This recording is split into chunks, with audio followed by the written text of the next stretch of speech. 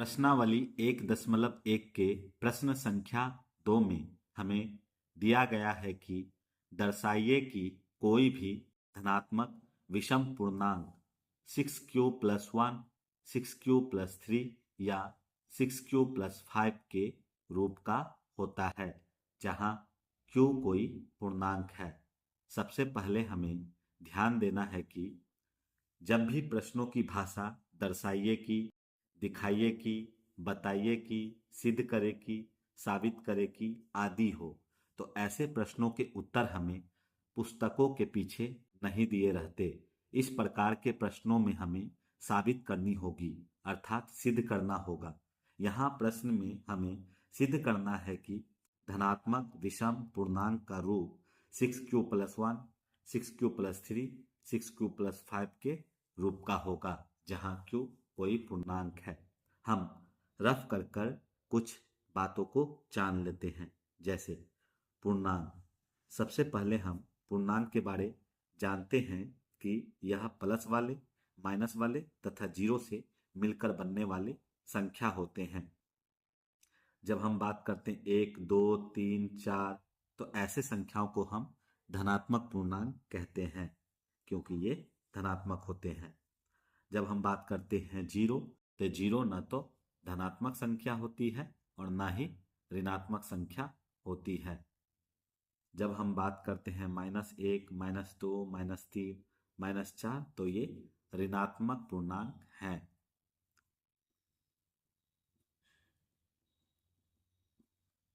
इस प्रश्न को हल करने के लिए सबसे पहले हमें मानना होगा कि, तो हमने माना कि ए कोई धनात्मक विषम पूर्णांक है।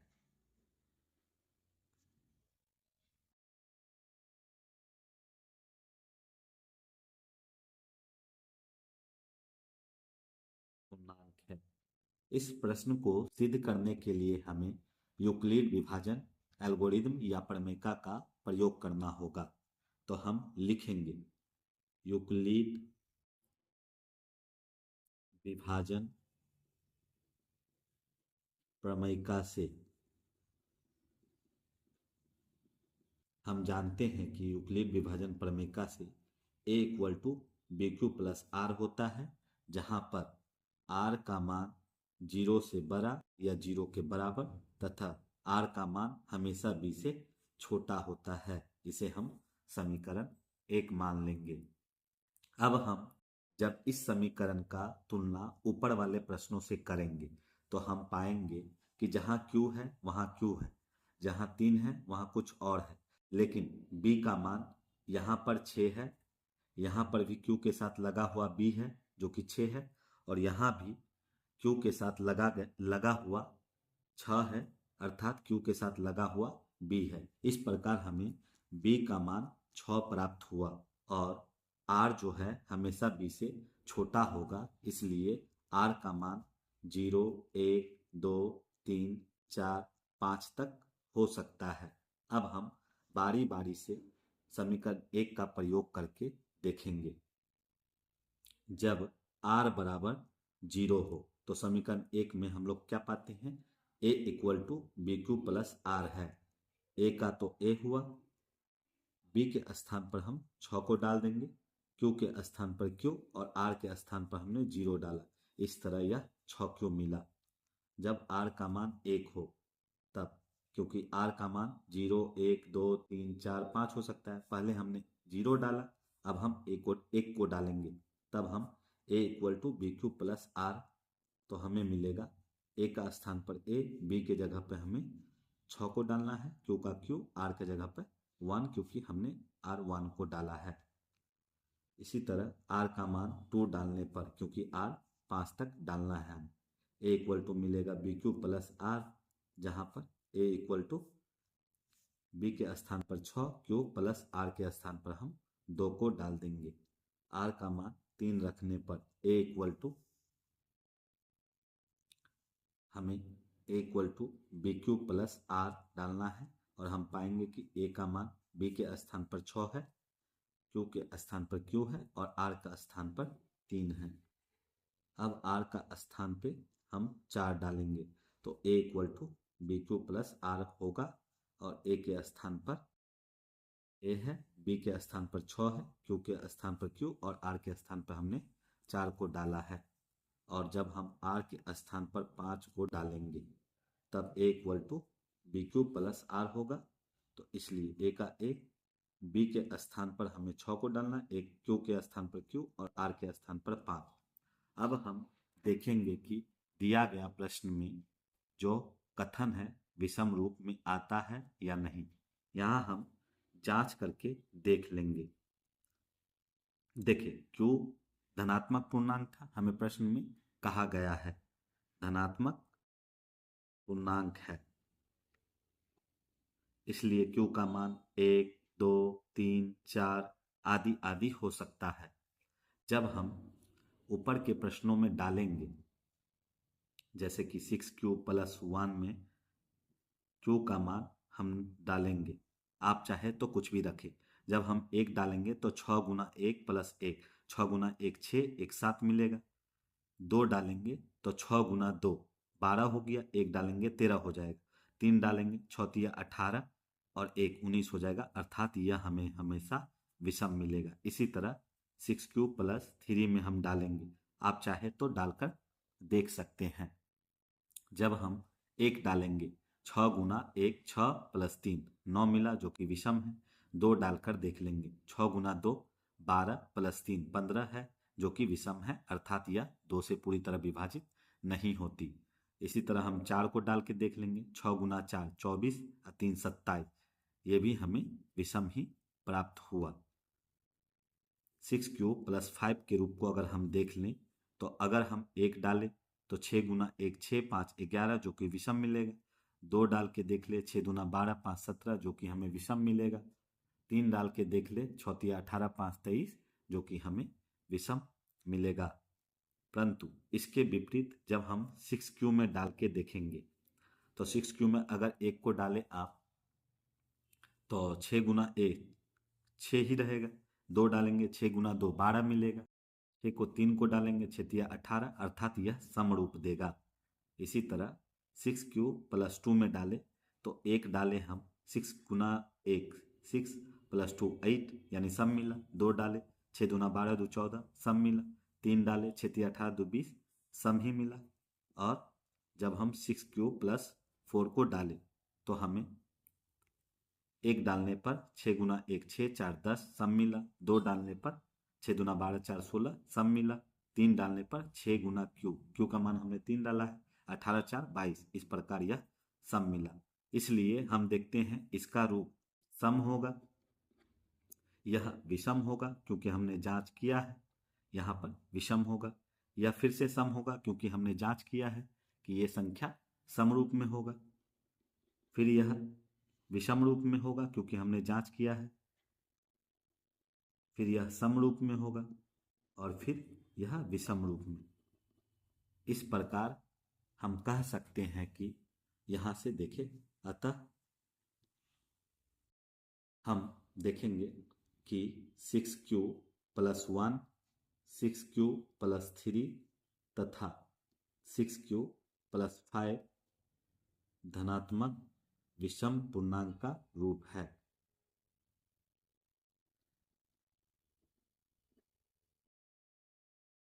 धनात्मक विषम पूर्णांक का रूप है, जो कि सिद्ध हुआ। हमने जांच करके देख लिया, ये रफ है, इसे आपको नहीं उतारना है। हमारा हल ये वाला हुआ। प्रश्नावली 1.1 के प्रश्न संख्या 3 में बताया गया है कि किसी परेड में 616 सदस्यों वाली एक सेना आर्मी की टुकड़ी को 32 सदस्यों वाले आर्मी बैंड के पीछे मार्च करना है। दोनों समूहों को समान संख्या वाले स्तंभों में मार्च करना है। उन स्तंभों की अधिकतम संख्या क्या है जिनमें वे मार्च कर सकते हैं। प्रश्न के अनुसार 616 आर्मी की टुकड़ी है या टोली है, जिसे 32 आगे, जो कि 32 सेना आगे है बैंड पार्टी के साथ उसके पीछे हमें सजाना है। 32 और 616 दोनों सेनाओं को हमें इस प्रकार सजाना है कि उसकी अधिकतम लाइन या स्तंभ की संख्या क्या होगी वो हमें निकालना है। प्रश्न को हल करने के लिए हमें अधिकतम लाइन या स्तंभ की संख्या हेतु एचसीएफ निकालना होगा। तो हल, स्तंभों की अधिकतम संख्या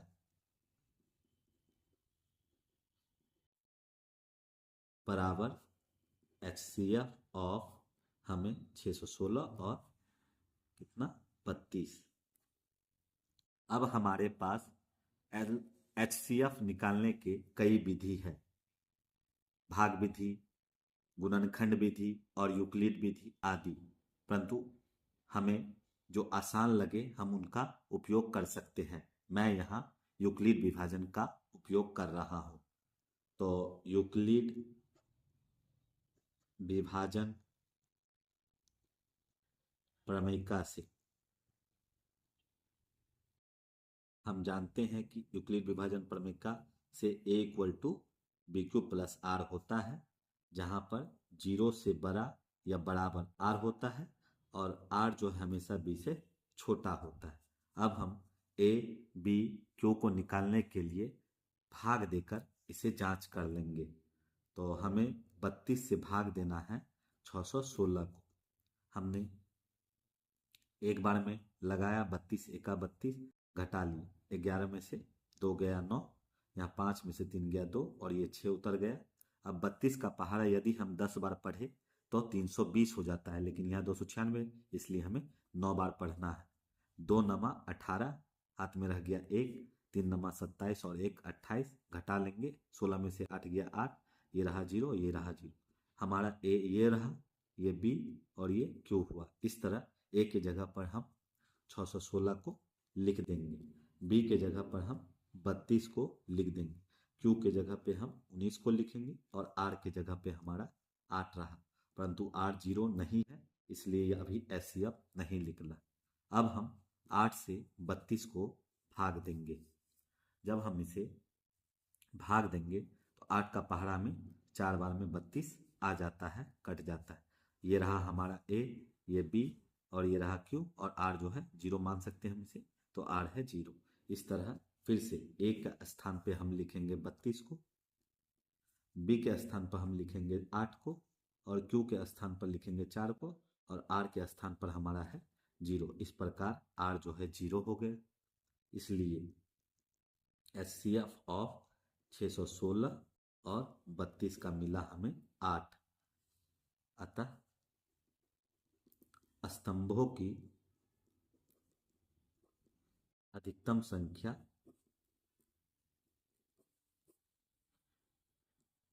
8 होगी, जिसमें बैंड पार्टी के साथ साथ सभी सेना के टुकड़ी स्तंभ या मार्च कर सकते हैं। अब इसे हम प्रैक्टिकल समझने का प्रयास करेंगे।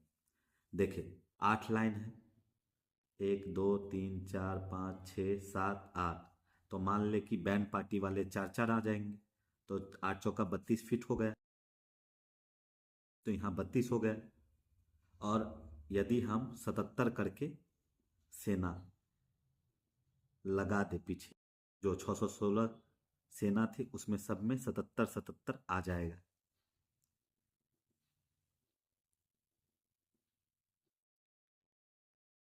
तो देखते हैं 77 को अगर हम कितना बार है, 8 बार है, तो 77 को 8 से गुना कर लेते हैं।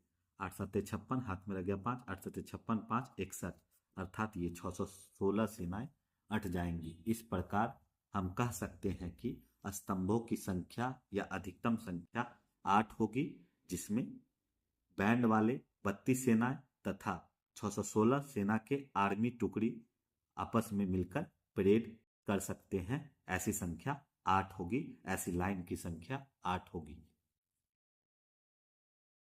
प्रश्नावली 1.1 के प्रश्न संख्या 4 के अनुसार यूक्लिड विभाजन प्रमेयिका का प्रयोग करके दर्शाइए कि किसी धनात्मक पूर्णांक का वर्ग किसी पूर्णांक m के लिए 3m या 3m+1 के रूप का होता है। अर्थात सबसे पहले हमें यूक्लिड विभाजन का प्रयोग करना है, फिर वहाँ से कोई धनात्मक पूर्णांक निकलेगा जिसका हमें वर्ग करना है, और यहाँ से हम m कोई भी मान लेकर इसे 3m या 3m+1 के रूप का दिखा देंगे और यह प्रश्न हल हो जाएगा। तो सबसे पहले हम मानेंगे या हल करेंगे। हल, सबसे पहले हम यूक्लिड विभाजन प्रमेय को लिख लेंगे। यूक्लिड विभाजन प्रमेय से हम जानते हैं कि यूक्लिड विभाजन प्रमेय से a इक्वल टू क्या होता है, BQ प्लस R होता है, जहां पर 0 से बड़ा या 0 के बराबर R का मान होता है और R जो है हमेशा B से छोटा होता है। इसे हम समीकरण 1 मान लेंगे। अब हम प्रश्न को देखें तो यहाँ हमें 3m मिला और यहाँ भी हमें 3 मिला। m कुछ भी हो सकता है, तो एक बात तो तय है कि b का मान हमें 3 प्राप्त हुआ, तो इसलिए b जो है 3 हुआ। जब हमें b 3 प्राप्त हुआ तो r का मान हमेशा b से छोटा हो सकता है, इसलिए r जो है वो 0 हो सकता है, 1 हो सकता है, 2 हो सकता है, क्योंकि b से हमेशा r छोटा होता है। अब हम बारी बारी से r का मान 1, 0 या 2 को डालकर इसका वर्ग कर देंगे तो हमें 3m या 3m+1 का रूप मिल जाएगा। r बराबर 0 समीकरण 1 में रखने पर, समीकरण 1 में रखने पर समीकरण 1 क्या है, a equal to BQ plus R है। a बराबर b की जगह हमें डालना है 3 तो डाल दिया, q का जगह q रहा, और r की जगह हमें डालना था 0 तो हमने डाल दिया। a इक्वल टू मिला 3q, क्योंकि 0 से जोड़कर कुछ भी परिवर्तन नहीं हुआ।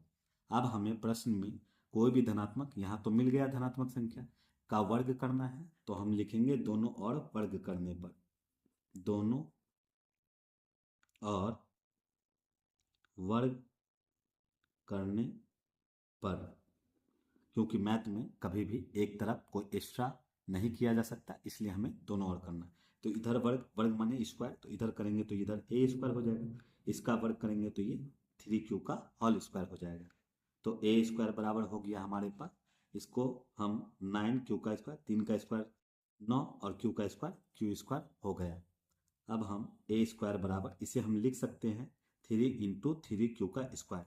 लिखने का जरूरत क्यों है, क्योंकि हमें जो आंसर लाना है वो 3m के रूप का लाना है। यहाँ 3 तो होगा ही और m कुछ भी हो सकता है, क्योंकि यहाँ लिखा किसी पूर्णांक के लिए, अगर ये m हो जाए तो हमारा आंसर आ जाएगा। तो इस तरह से a स्क्वायर बराबर हमें मिला 3m, जहाँ m जो है वो क्या होगा 3q स्क्वायर, का कि m कुछ भी हो सकता था, तो m 3q स्क्वायर है। इसे हम समीकरण 2 मान लेते हैं। फिर हम इधर आ जाते हैं, पुनः r का मान अब हम 1 रखेंगे समीकरण में रखने पर। तो समीकरण क्या है, a equal to BQ plus R है समीकरण हमारे पास। तो a की जगह a, b की जगह हमारे पास 3 है तो हमने 3 डाल दिया, q की जगह q और r की जगह हम डाल रहे हैं 1। अब फिर से हमें दोनों और वर्ग करना होगा, तो दोनों और वर्ग करने पर,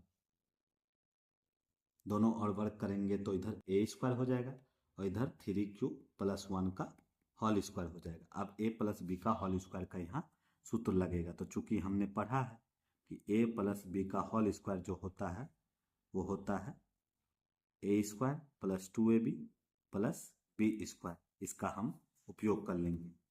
तो a स्क्वायर का a स्क्वायर, a की जगह हमारे पास ये है, b की जगह हमारे पास ये है, तो a स्क्वायर की जगह हमें 3q का होल स्क्वायर डालना है। 2 फार्मूला से आया, a की जगह हमारे पास ये 3q है और b की जगह हमारे पास 1 है, प्लस b स्क्वायर, b हमारे पास 1 है तो a का स्क्वायर डाल देंगे। तो a स्क्वायर बराबर मिला हमें 9q स्क्वायर प्लस 2 तिया 6q प्लस 1, 1 का स्क्वायर 1 हुआ। अब हमें इसे 3m+1 के रूप का लाना है, क्योंकि हमने 3m का रूप का तो दिखा दिया है, इसलिए हमें यहाँ किसी भी तरह से 3 निकालना होगा, क्योंकि 3m लाना है हम। तो जब हम इससे 3 निकालेंगे तो यहाँ बचेगा 3, 3 3 जा 9, 3 का पढ़ा 3 बार पढ़ेंगे 9, और ये क्यू स्क्वायर, तो इसे गुना करके ये आ जाएगा, और 3 का पढ़ा 2 बार करेंगे तब ये 6 होगा क्यूब, और +1, तो ए स्क्वायर बराबर हमारा हो गया 3m+1, जहाँ m क्या होगा, तो ये तो m होगा, तभी तो 3m+1, तो m बराबर हमारा हो गया 3q² + 2q। इसे हम मान लेते हैं समीकरण 3। अब हम समीकरण 2 और 3 से यहाँ लिखेंगे, अतः समीकरण 2, यहाँ 2 और 3 से हम पाते हैं, ये डायलॉग लिखना होगा, हम पाते हैं कि इसके बाद प्रश्न का ये वाला भाषा यहाँ से यहाँ तक लिख दे कि किसी धनात्मक पूर्णांक का वर्ग किसी पूर्णांक m के लिए 3m या 3m+1 के रूप का होता है। यह प्रश्न का हल हो गया, जो हमारा प्रश्न था। प्रश्नावली 1.1 के 5वें प्रश्न के अनुसार यूक्लिड विभाजन प्रमेय का प्रयोग करके दर्शाइए कि किसी धनात्मक पूर्णांक का घन 9m 9m+1 या 9m+8 के रूप का होता है। अर्थात हमें यूक्लिड विभाजन प्रमेय का प्रयोग करना है, वहाँ से कोई धनात्मक पूर्णांक निकलेगा जिसका हमें घन करना है, क्यूब करना है, और इसे 9m 9m+1 9m+8 के जैसा बना देना है, जहाँ पर m कुछ भी या कोई भी पूर्णांक हो सकता है। सबसे पहले हम हल लिखेंगे, फिर यूक्लिड विभाजन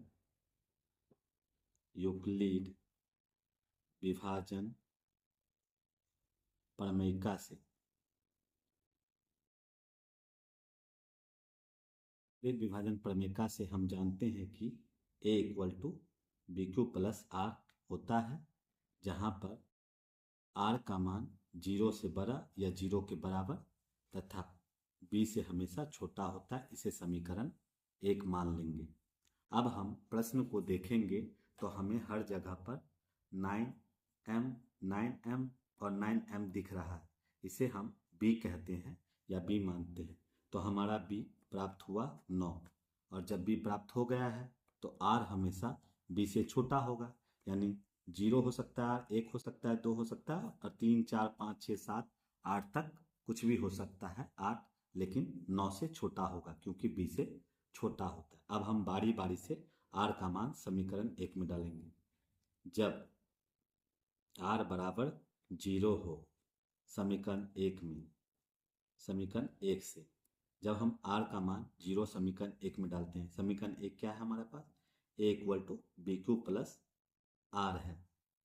a के स्थान पर a, b के स्थान पर हम 9 को डाल देंगे, q का q रह गया, r के स्थान पर हमें 0 डालना है, क्योंकि हमने r 0 माना है।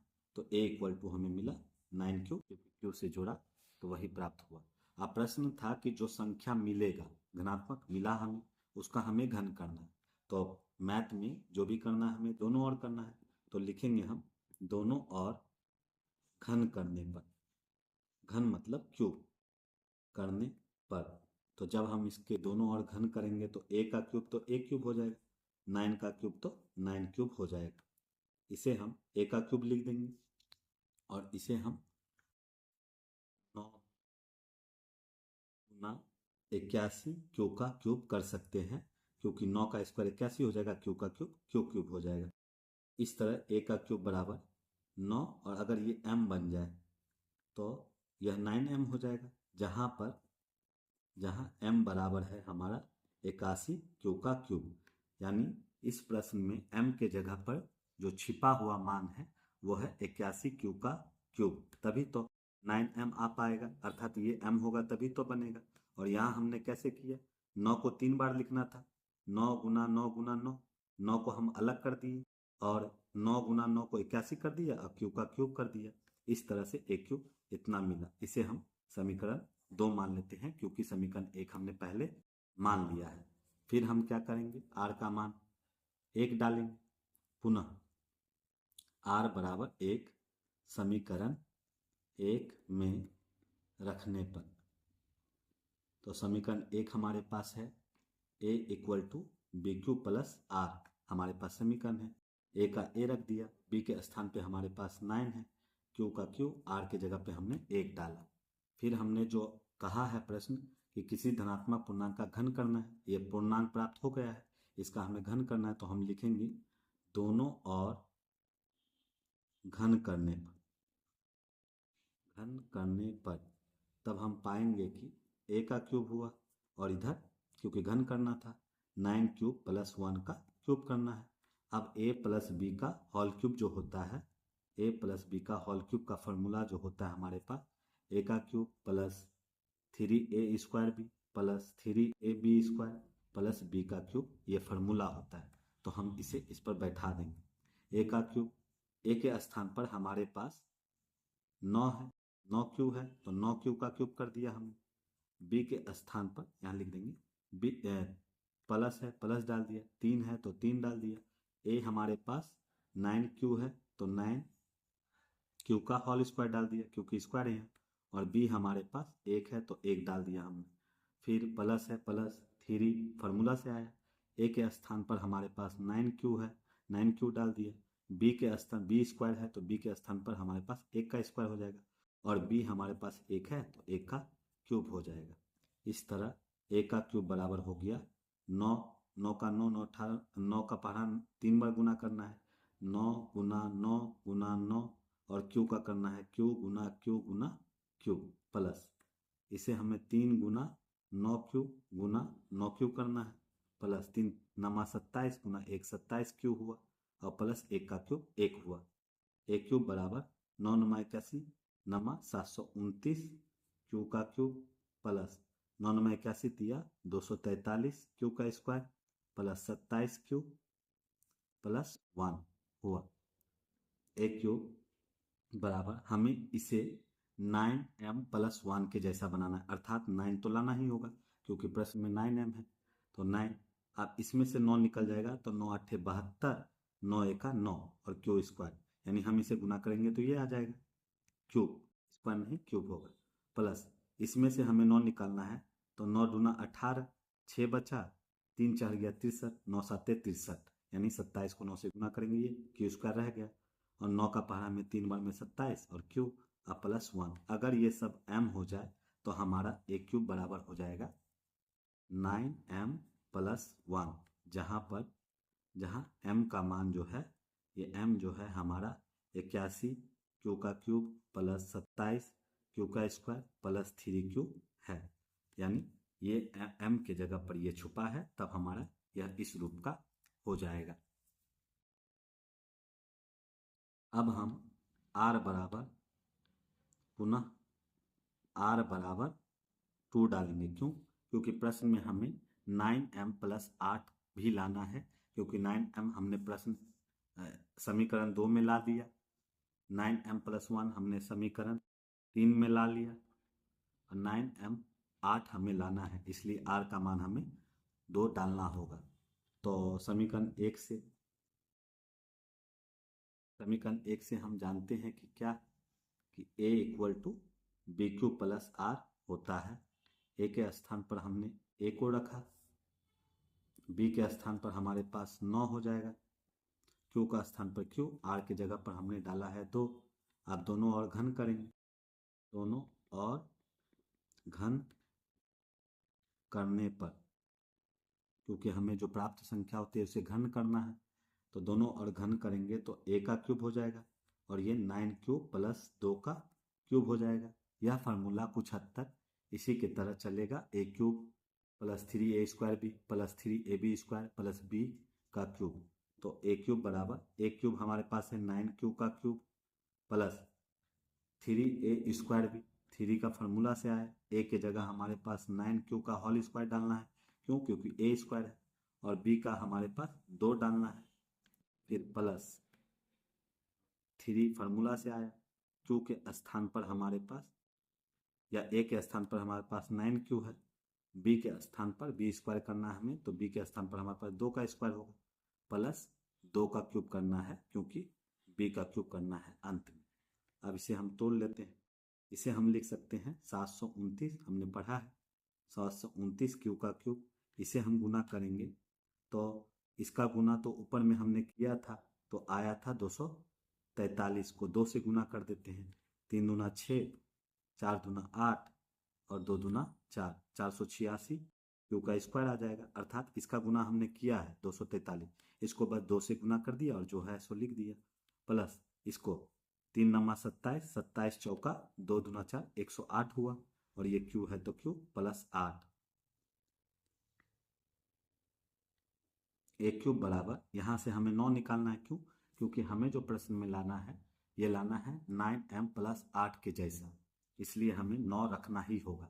तो 9 हम निकाल लेते हैं, 9 निकाला हमने तो ये तो इसके जैसा आ जाएगा 81 क्यू का क्यूब, प्लस इधर निकालते हैं, 9 का पढ़ा में 48 नहीं आता है, 5 बार में 45 आता है, फिर ये 3 बचा, 3 पे 6 चढ़ गया, 36, 9 चौका 36 क्यू का स्क्वायर, प्लस 9 एका 9, यहाँ 1 और 9 दूना 18 क्यू प्लस 8। अगर ये m हो जाए तो हमारा जो प्रश्न है 9m प्लस 8 ये इस रूप का आ जाएगा, इसलिए ए क्यूब बराबर 9m प्लस 8 हुआ, जहाँ m बराबर हमारा m जो है 81 क्यू का क्यूब प्लस 54 क्यू का स्क्वायर प्लस 12 क्यू है।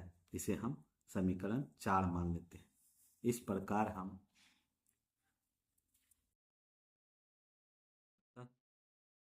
समीकरण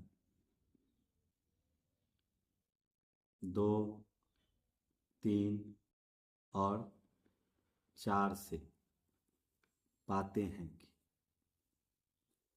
कि आप प्रश्न के अनुसार हमें डायलॉग लिख देना है जो यहाँ से है कि किसी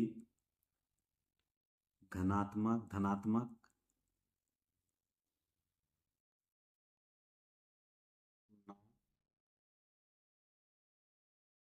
का घन 9m प्लस 1 या 9m प्लस 8 के रूप का होता है। यह प्रश्न हो गया। अब इसे एक बार अच्छे से देख लें हम।